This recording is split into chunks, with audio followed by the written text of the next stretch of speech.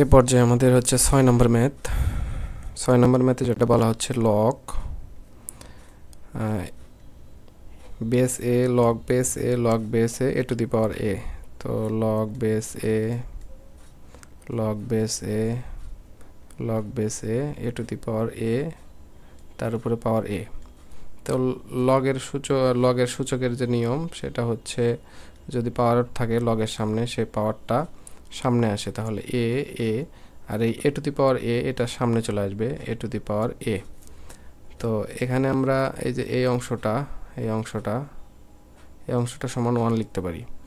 তাহলে এখানে থাকবে দুইটা এ log A to the power এ। তাহলে ওই লগের আগের প্রপার্টিস অনুযায়ী ওই এটা আবার এর সামনে চলে আসবে।